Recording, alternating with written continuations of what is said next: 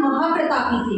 ठीक है, तुम अपनी किताब में सबके पास है नहीं? ये रंजना बहुत बड़ी। उनकी दो रानियां थी, एक का नाम था, ध्यान से सुनना ठीक है, सुनीति, और एक का नाम था सुरुचि।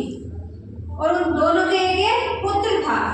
सुनीति के पुत्र का नाम था ध्रुव और सुरुचि के पुत्र का नाम था उत्तम। क्या नाम था? उत्तम। उत्तम। सुनीति बड़ी रानी थी, परंतु राजा छोटी रानी सुरुचि को ही मान देते थे।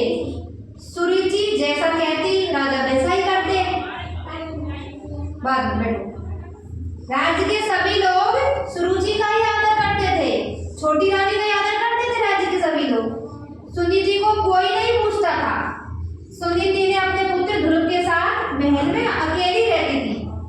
एक दिन राजा उत्तानपाद दरबार में बैठे थे, नृत्य गान हो रहा था, सब प्रसन्न थे।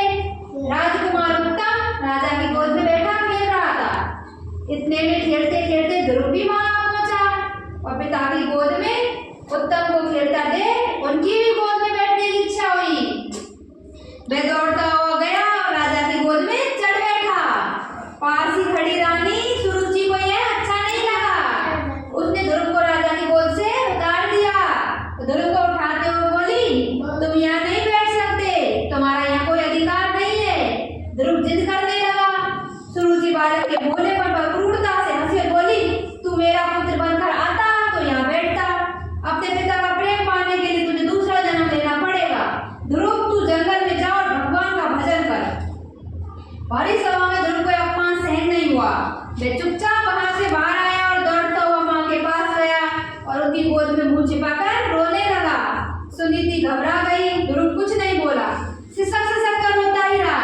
सुनीति के बार बार पूछने पर उसने राज दरबार वाली घटना बताई।